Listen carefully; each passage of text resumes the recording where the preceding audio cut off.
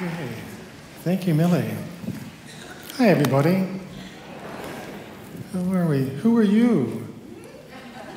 Huh? Nice to see you. What is it? Charlie. It's nice to have you here. Bob and Susan, it's good to have you back. From New York. Good to have you here. George and Kathleen, nice to see you. I've missed you. And Milton, how are you doing? Huh? Doing okay? Where you been? Needing a ride. Well, good to see everybody. I have been gone for 2 weeks. I was in Boulder, Colorado for a memorial service 2 weeks ago, and I think coming back on the plane I might have picked up a virus of some sort, and so I laid ill for another week. But I'm back, I'm not contagious, I feel strong and robust, and I'm ready to go. This morning I'm going to talk a little bit about cause and effect. The law of cause and effect is immutable. It has been active since day one. It is our most divine gift when it comes to direction. It is our greatest teacher. It is our roadmap to help us maneuver through life. And quite simply, the law of cause and effect says that if we do a particular thing, we're going to get a particular result. You have the cause and you have the effect of that cause. If you do that particular thing again, you're going to get exactly the same result. Now, this is very important because when we find ourselves faced with a disturbance, anger, highly agitated, irritated, hesitating because of fears, we can look at this effect that's taking place in regards to the way we view life, and we can find out what causes it. And every time we find the cause of anything, within that cause there is a solution. There is the emergence of another cause that can change the effects. Every single thing that you see is a result of cause and effect, including yourself. If we traced existence back, the first question would be, what caused you to be? And after a certain amount of contemplation, the simple answer would be, well, my parents did. Well, what caused my parents to be? Well, their parents did. And then you start taking the steps back and back and back, and we get to what they call the first cause, the primordial cause. And this happened 14 billion years ago. There was nothing of physical substance, of immeasurable void. And then in the midst of this void, there came something so small, so infinitesimally small, that if you magnified it 1,000,000 times, it would still fit on the head of a pin. In this vast sea of nothingness, all of a sudden, just this little speck of a speck emerged, and it began to grow. And it grew and it grew until it got to be about the size of a grapefruit, and then all of a sudden it exploded with a big bang. And hundreds of millions of miles were filled with physical substance. Now, in order for these bits of matter to survive, they had to congregate in groups of 3. And 99% of physical substance weren't able to do that, and they perished forever, never to exist again. Now, all of this happened from that time that little speck emerged till it got to the size of a grapefruit, till it exploded, till 99% of all creation disappeared, was less than 1 second. Just think about that, less than 1 second. Then these tiny bits of matter that did survive, they formed together to create atoms.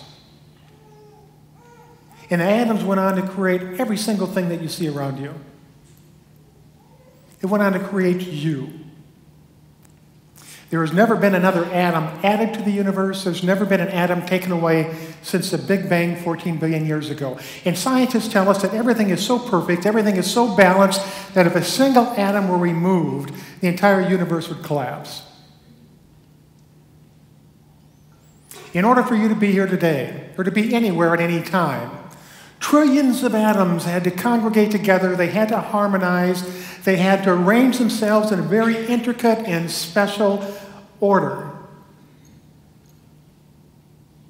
And that order was so specific, it was so unique, that it's never been done before, it'll never be done again. You are this incredible, magnificent, glorious expression of life that's been 14 billion years in the making. Now, if we step back and look at this, we think, well, this is look at it in a casual way. We think this is interesting. It's been kind of a nice, smooth, evolutionary road. But that's not the case at all. The history of existence has been one of trial and error. Trying something that didn't work, stepping back, and trying it again. Life itself has been extinguished 5 times that we know.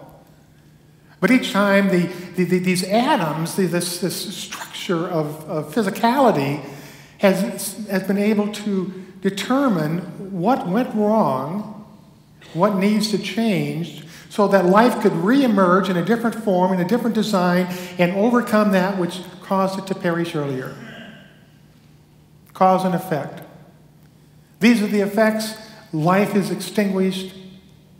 We find a new cause that allows life to thrive.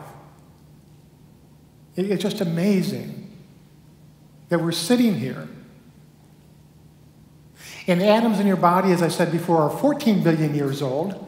And today they are just as strong, they're just as robust, they're just as energetic, they're just as wise as they were at the Big Bang.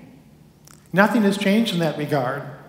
Now the point is, you have everything you need, you are wired, you are genetically predispositioned to survive and to prosper and to thrive.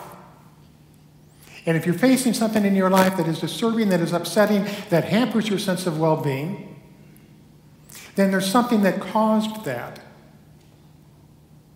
And when we engage in the practice of what we call steps, we can step back to determine what the cause is.